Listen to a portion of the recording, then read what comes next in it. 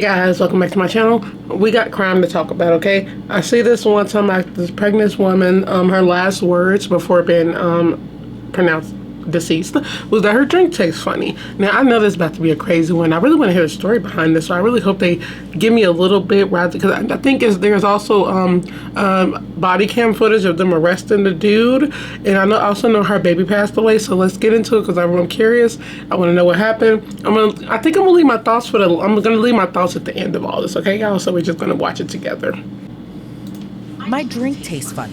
Those were reportedly some of the final words from a pregnant woman who was allegedly poisoned with liquid cocaine by her child's father. Jade Benning died on what would have been her 25th birthday. The child's father, Blaze Taylor, now faces 2 counts of first-degree murder for the poisoning deaths of Jade and their unborn child.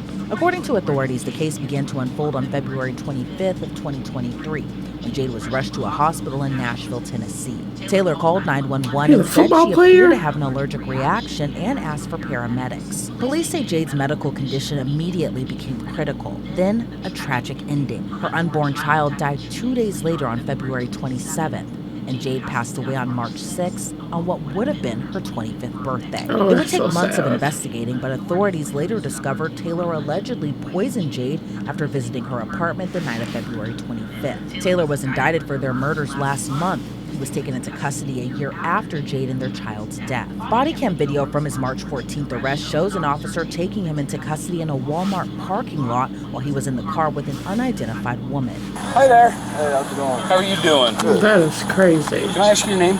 Blaze. Blaze? I need you to step out of the car for me, okay? What's your last name? Taylor. Put your hands behind your back for me, okay? What's wrong? Got a warrant out of Tennessee for homicide. I'm going to tell you straight up, dude. We're going this way. All right. I know absolutely nothing about the case. All I know is I was notified that there was a warrant. Okay. Okay. Those mountains are so pretty back there. So I don't have a choice but to deal with that, okay? Get them in the car. So I'm just being totally straight with you. I don't know anything more about it. After his arrest, he was extradited back to Nashville a day later. When they started taking pictures with phones. Bars without bond. During a bond hearing, more disturbing details. Okay, yeah, sorry. I thought I was gonna make it keep it. I thought I was gonna wait to the end. Not. I'm just gonna say it, y'all. It takes a disgusting human being to move on like that and just continue. And knowing you did this, knowing you ended your with liquid cocaine to kill your child's mother, and then the child and then play dumb. You know what? Some sick people out here, y'all.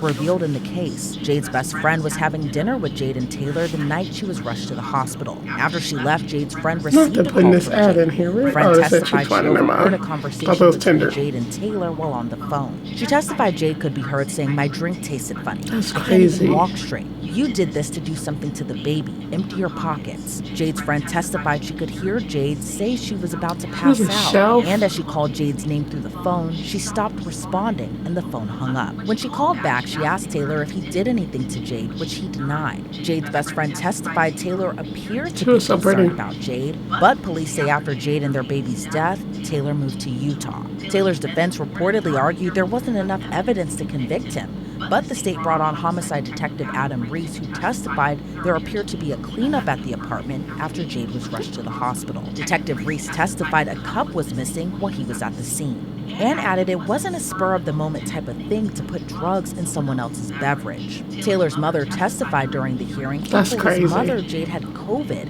and that's why she was in the hospital. But a forensic pathologist confirmed COVID didn't kill Jade, and investigators didn't believe she abused drugs. It's just such an egregious crime. And so it's heartbreaking from the standpoint of just being a person in general. Yeah. I spoke with criminal defense attorney Bridget Williams. She explains most, if not all, poisoning cases will result in a first-degree murder charge. But it's also an offense that has very low defenses.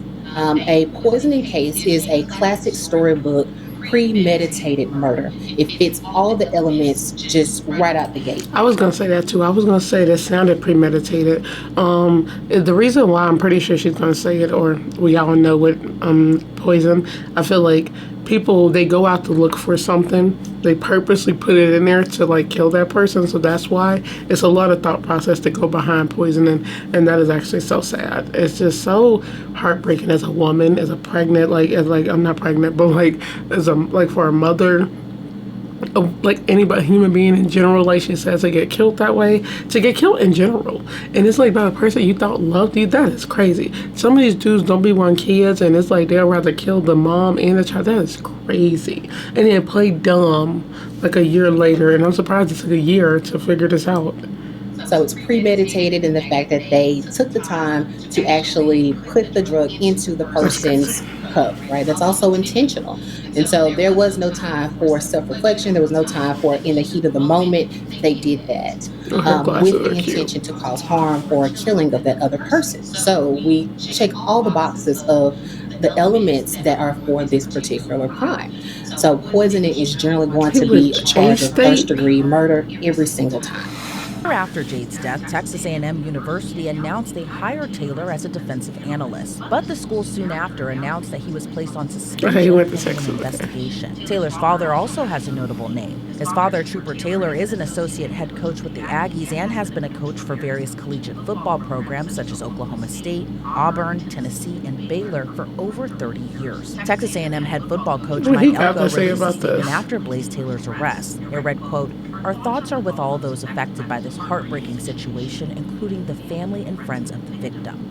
It's essential to allow the courts to handle this situation with the diligence and fairness it demands. We also would like to extend our prayers and support to Coach Trooper Taylor, Dr. Evelyn Taylor, and their family as they navigate this extremely difficult time." Here's what else we know about Jade Benning. Her family told a local news outlet through a statement she was a beloved daughter, granddaughter, niece, sister, and soon-to-be mother. She was planning to name her unborn daughter Ivy. She had a passion for cooking. She created her own catering business, and when she moved to Nashville, she was a chef at a local restaurant. So her family said she was a vibrant spirit that brought joy to every moment. According to Jade's best friend, the relationship between Jade and Blaze Taylor seemed by all accounts casual. They were both seeing other people, but things took a turn when Jade got pregnant. Jade's best friend testified during the hearing Taylor didn't want the child and didn't want to be a part of the child's life. So what could that mean for Taylor's defense moving forward? Williams explains the defense might explore all avenues to defend their client. I think that just depends on what the jurors think, right? That may be something that the defense attorney can just throw out there and see. Like, I guess in this type of situation where the defenses are low, they can just throw out, I think they call it everything but the kitchen sink, right? They are trying to just see if there's anything that sticks. Oh no, that was Arkansas State University. I had a feeling. I was like, yeah, father never having this, never have gone through this before, right? But does that rise to the level of giving the defense for first degree premeditated? I thought this through. I had to get the drug in order to make sure that it was something that could be strong enough, to kill another person, right? Again, we're going into calculated, premeditated, and then intentionally killing this young woman and her unborn child. So there's other ways to handle issues such as this if you are going to be a first-time father. There are multiple ways, but premeditated, I don't know if a juror would take that as something to say, well, yes, this is a defense to killing of another person. But Williams says the prosecution definitely has the advantage when it comes to this case. Right now, we just know what things have been presented to us via the media, right? And so we are just kind of sitting back and seeing what unfolds during trial. The defense counsel doesn't have to give all of their evidence prior to trial like the prosecution does. They have to give all of their evidence up front. The defense counsel can wait and give their evidence during the trial period. And so we can just kind of wait and see what happens during the defense case in chief.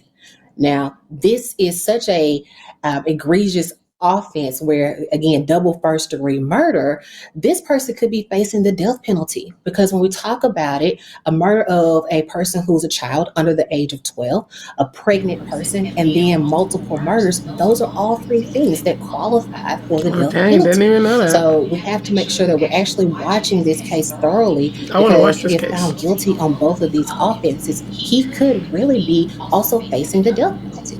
As the judge is reportedly weighing whether or not to issue bond for the former football player, Williams says Blaze Taylor most likely will stay behind bars until his potential trial.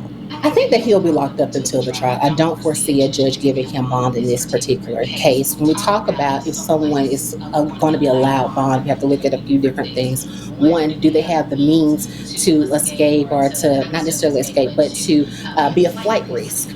And he has the means in order to be a flight risk. Is he a danger to himself and to others? He's being accused of first-degree murder. Yeah. That's there, right? And so there's a few other facts, but those are the main ones. Is he a danger to himself and others? Can he be a flight risk? And he can definitely be both of those things. Okay, now let's give our thoughts, y'all. So, so they did, at the end, they did say he was pleading not guilty. You know, we're gonna say alleged, because I really want to stay up on this. Whenever this trial happened, I want to watch it because I'm curious. Didn't even know that you could be tried for death penalty for poisoning, but like they said, it's also because it's like a trial, then you kill another person, so it's like more lives. But I thought it was only capital punishment that you can get death penalty, or if it was because I don't know. A lot of people deserve death penalty. The ones that's on death row or life, that's because they plead guilty. But I feel like a lot of people deserve death for what they do. Anybody who take a life deserve it. And if he did it, because they say it was a lot of cleaning up, it's very premeditated. But I guess you gotta look at the evidence. You gotta have all the evidence to even say that stuff. That's crazy. All this stuff is crazy. This is so sad. Nobody deserves this. You know what? And I think it's so crazy that, let me put my glasses back on, y'all. I think it's so crazy that dudes, and I've seen I heard and read a lot of cases about men killing their baby mamas because they don't want the baby. It's like, why would you take in somebody's life because of your actions? If you don't want the child, you go away and let her deal with that, because she got family to help her. That's just so sad. To liquid cocaine, I've never heard of that. Oh my God. And then put that in somebody's drink. That's insane. And try to blame COVID. Yeah, that's sad. And yes, there's some evil people out here, y'all. You don't leave your drink unattended now. Don't let anybody make you a drink. Now you can't even let your boyfriend make you a drink. You never know. What do y'all think about this? I was curious about this one though. That's just sad. And they said her last thing was that they thought it was an allergic reaction because she said her drink tasted funny. That is actually insane. And they found liquid cocaine. Y'all, yeah. That's dark. I really do want to stay. At least they arrested him. He's a football player, bro. Why are you ruined your life when you could have just left? A lot of people don't do this, and I don't understand how people don't just go. They don't walk away. They'd rather kill somebody because they trying to get back at them or something, or they think maybe he maybe put on child support. It don't make no sense of why he took her life, and then tried to play dumb. So yeah, this was crazy, y'all. What do you guys think? Let me know in the comments. Don't forget to like, comment, share, subscribe, turn on your notifications, and I'll see you guys in the next video. Bye. This was a crazy case. And now we got more to react to, y'all, because it's too much.